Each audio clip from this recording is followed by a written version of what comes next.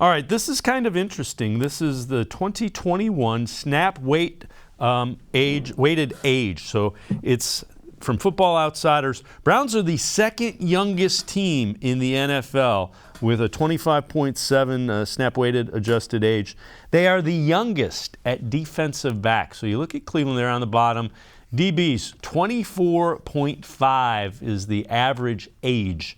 And in addition to being young, we've talked about it, Scott, they're good. I mean, so young and good is a great combination to have, especially at a place like defensive back. Yeah, and you mentioned it before, Dave. It's such a premium position, especially in today's NFL, right? You talk about quarterback, you talk about pass rusher, you talk about corner, and you talk about left tackle and then receiver, right? I mean, it's one of those five, and you can make an argument that it's the second most important behind quarterback.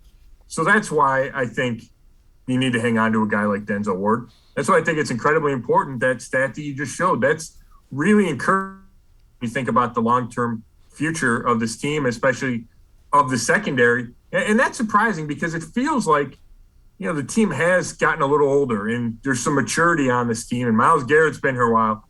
But the fact is, Denzel Ward's still really young. David Njoku's still really young. And you kind of go through the roster, and there's a lot of guys like that even if they played a decent amount of seasons, they're still 25, 26. And that is the reason that Andrew Berry in the front office have those age guardrails on rookies, because by the time you get to the second contract, they're still young and they haven't been kind of beat up with a lot of mileage on them. That's kind of the philosophy this front office appears to have.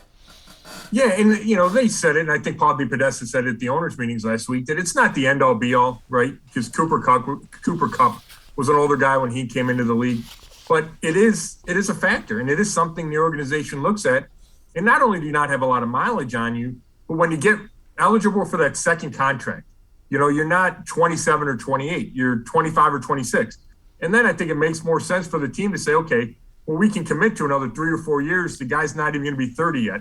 And that's a different discussion when you talk about crossing into 29, 30, 31 organizationally. So I think that's, you know, we talk a lot about analytics. I think that, not that it takes a math genius to figure out how old somebody is, but I do think that's one of the data points that this organization has looked at, maybe more than some other organizations.